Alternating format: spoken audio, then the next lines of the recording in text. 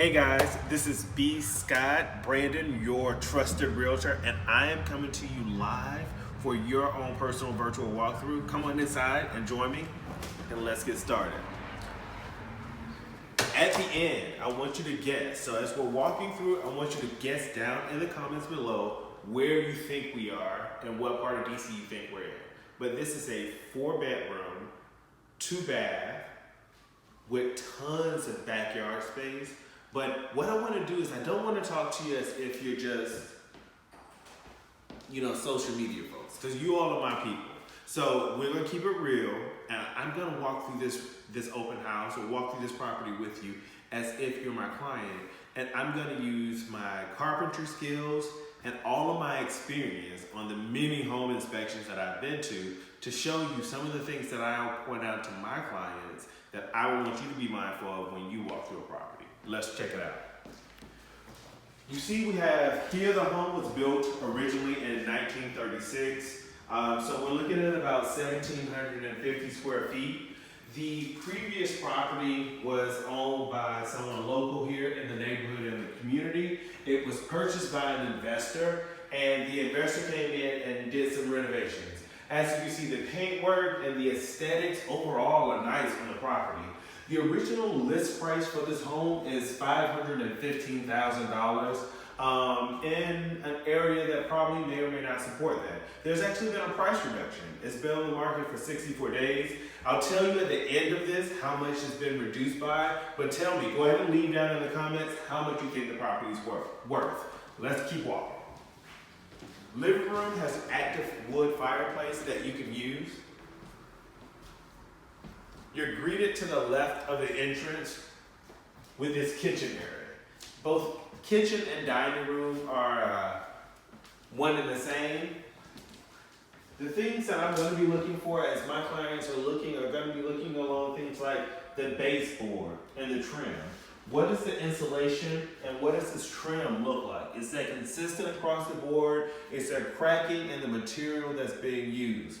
Also, the window and the window treatments, how have those been put on? Are those already latched? Or are there going to be issues latching these windows sometime in the future because of the way they've been installed? You want to look at also placement. As you can see here in the property, there's a bit of a gap there. So that may be an indication that at some point in the future, you may have some wind or you may have some resistance or air that comes into the house unnecessarily. So in the winter, it may be a little bit colder or breezier around this area. Something to think about, and things that typically most folks don't look at. They look at things that were done on the surface. Here, when you're looking at the backsplash and the seams, you want to look at the connection that was made and whether or not the grout was done completely all the way through. See, you'll be able to see here that it's grouted, but they used a clear grout. Some of the things that I'm looking for is to make sure that that grout is done consistently. That also kind of helps me to really be able to guide the home inspector as it relates to, hey, here are some of the things that I was able to notice that are things that you should think about. Cabinetry. Are these bad boys bolted into a stud, right? And that's not something that I'll immediately be able to tell based on my walkthrough, but by giving it a good shake or a nudge, that gives you some indication on the sturdiness on whether or not these things were installed properly. You don't ever know when a property is renovated or enhanced how much work was done. My mom is a carpenter, and the one thing she always tells me is that, Brandon, you don't know what's going on behind the drywall until you get behind that drywall. So always something to keep in mind. Something I will point out to my clients, if this was something I was thinking about, if you are a single person or even if you have friends over families, inevitably you're gonna have more than one person in your house. If you were here making a drink, doing your thing, whipping up a cocktail, right?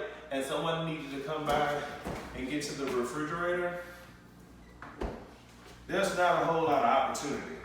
Or if you're like some of the sisters out there and you're buying this as a single woman, getting into your career and you got a little bit more opportunity, that doesn't leave a whole lot of space.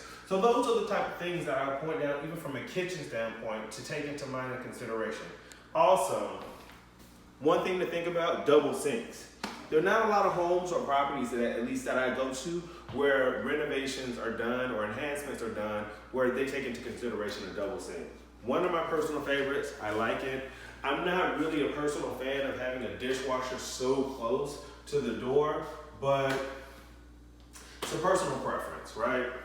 Nothing you can really change. Great alarm system that's been installed. Let's go downstairs to the basement. Now my fiance says that this was just ugly, and I just thought it was, dynamic. Which one do you think it is? Who do you think has the better taste at this point?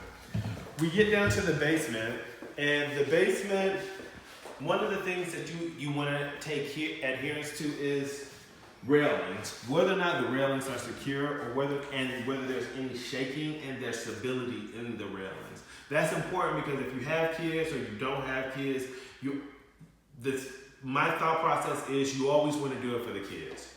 Come down to here into the basement, you can naturally see that there's some type of indentation here or some type of beveling. One would say that is just probably an indication of just the leveling of the house.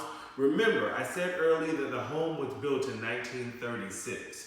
And so that's probably an indication of the laying, but also there's something to be mindful of. If the floors had been redone, you have to ask yourself, why didn't the individual who was doing the work take the necessary effort in order to really level out the floor and make sure the padding was level at the floor. Again, remember what my mom says, you don't know what's behind it until you get behind it.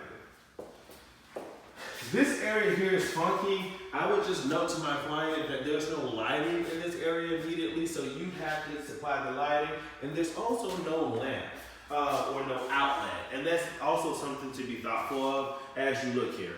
There's a pipe here that really blends in, so that also will be something you want to be conscious of. Now, there are little things to me, and it's really the little things that kind of speak to whether or not other things make sense. By trade, I am a statistician, but a real estate professional.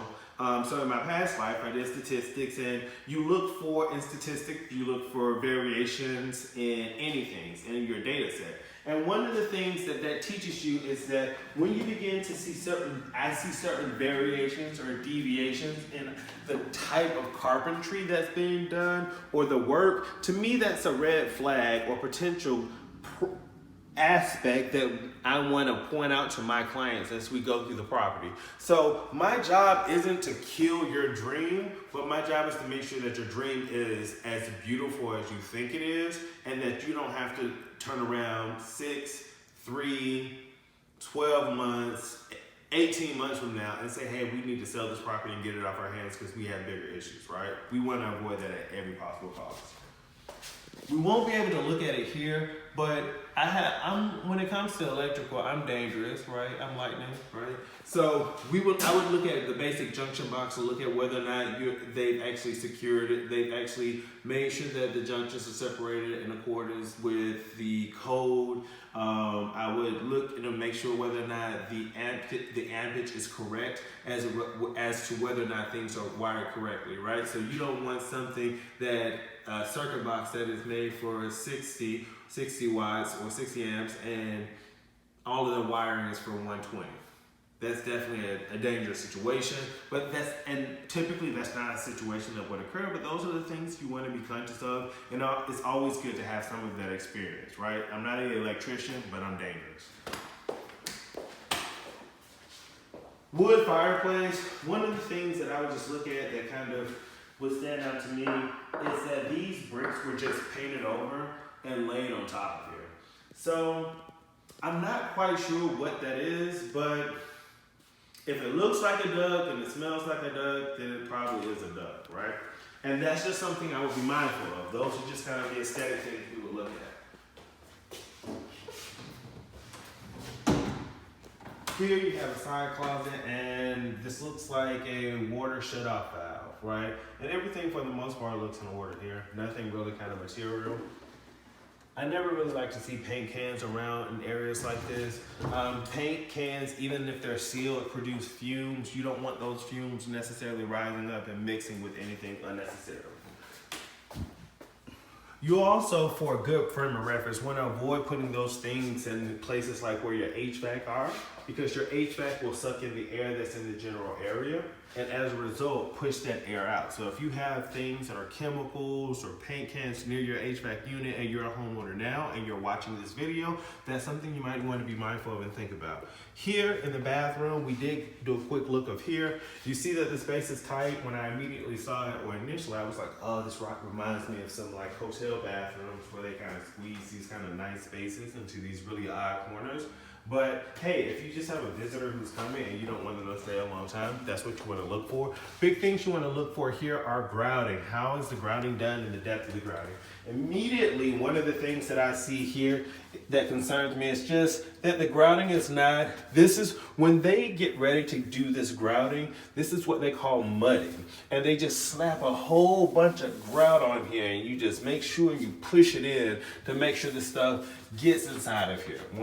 I like to personally look at, my mom is a perfectionist, and one of the things she taught me when I do tile work is to make sure as much as possible that your tile is level. Here I see some of the tile is not as level, and it's not, you can see that it's not really for aesthetic purposes, or it wasn't done, should I say, intentionally, right? Because that's not consistent throughout. You also see here, and if you want to swing around and look in the shower, you'll see where the mudding overlays some of that tile work. These are little things, again, that you may not pay attention to, and they may not be things that are significant to move the needle, but one rotten apple spoils the bunch, right? And there's little things that I just like to be conscious of, because I want to give you the opportunity to make the most informed decision. The fourth bedroom in this house is down on this level. It's tight quarters. One of the things I would say is that when a property goes to the market, I always expect for the property to be done. That's not what we see here. And for me, I don't know whether or not that's a vent or a vent unit or not, because there's a vent here. So I do have to ask myself, what is the purpose of this hole, and why didn't we take the necessary initiative to close it up before the property went on the market? I did mention it's been on the market 64 days. All right, so we're gonna go upstairs.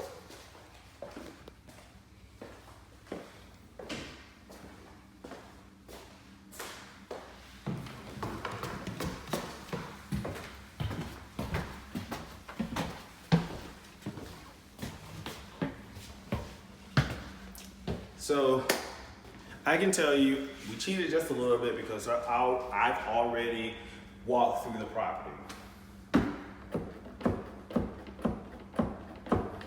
Anyone looking to sew something? Got any banjo players out there? Anybody who plays the piano? Maybe that's the type of homeowner or buyer you're looking for.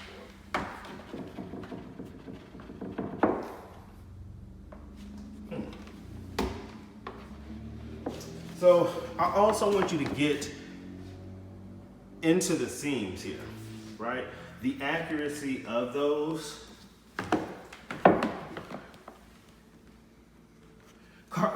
Being a carpenter is much like being a doctor, right? What if you were having a little bit of surgery done, right? We all have that one friend with that bad surgery, right? And this is the same thing. You don't want to be that one friend with that cute house on the outside, but that bad surgery.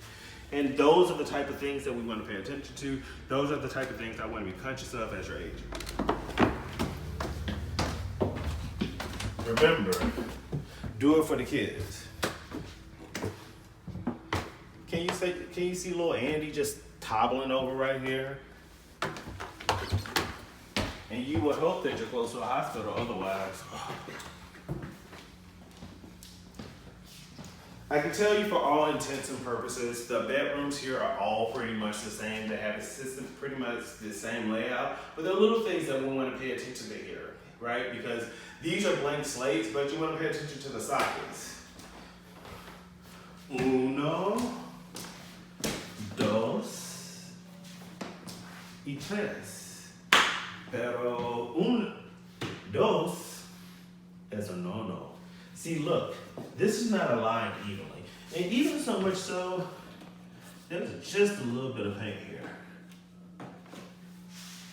Now at this point, how many people remember how much I told you this house was originally listed for? $515,000. $500,000. What are your expectations for a property that has $500,000? Leave your comments below. I'd love to hear what are you thinking and what you're expecting. Here, we have your office, or in my case, this would be my fiance's closet, the entire room. Hopefully you don't have any arachnophobia issues.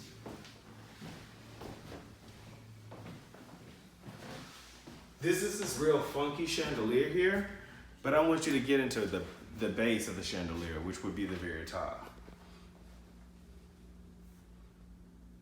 That's just begging for someone to come to your house and file an insurance claim. So make sure you have Allstate. You have Harry Potter's closet right here. So if any of you guys are looking to go to Hogwarts, and I was playing with this earlier, and these are just slats that kind of go into here.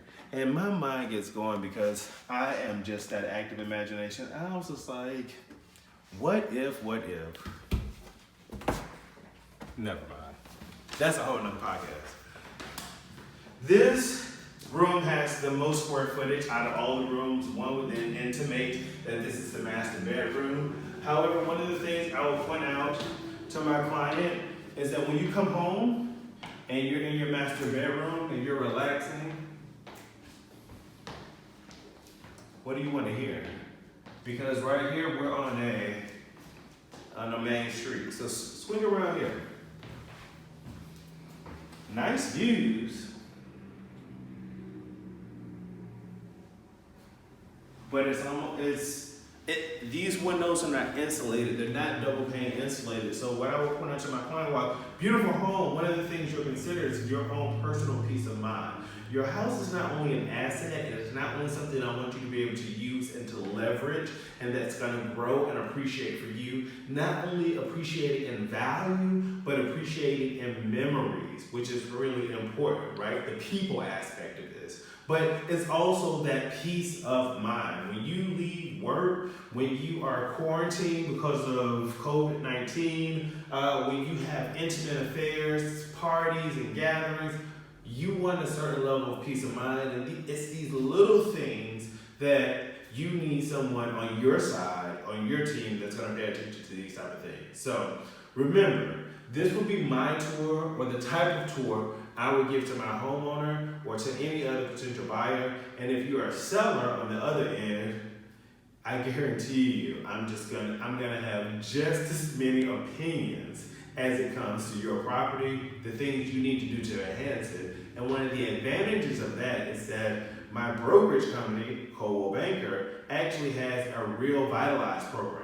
I'll leave a link to it down below so that way you can read more about it. But we partner and team up with Home Advisor, and through that program, we actually, with homeowners that are looking to sell, that are our clients, we will go in, we'll renovate parts of your property, certain stipulations apply, or we'll also be able to take care of those things that are part of the home inspection. Remember, just because you think your home is gorgeous and beautiful, not every buyer is gonna come in and think the exact same thing. So wouldn't it be great to have that peace of mind of knowing that upfront costs can be covered at no interest and at no additional unhidden fees for you in the event that there's something that comes up during the home inspection? So, my name is Brandon. I'm your trusted realtor, licensed here in DC, Maryland, and Virginia, and this is The Real Tea. By the way, if you stuck through this to the end, this particular property is now listed for $479,000. So there was a price reduction after 64 days of the market, and we are here in Southeast DC. This street may have looked familiar to some of you because we're on East Capitol. So the neighborhood communities are continuously to change, and we'll be doing our next walkthrough soon here next week. More to come, more houses, more information. Stay tuned. subscribe, and thanks for tuning in. Take care. Talk to you soon.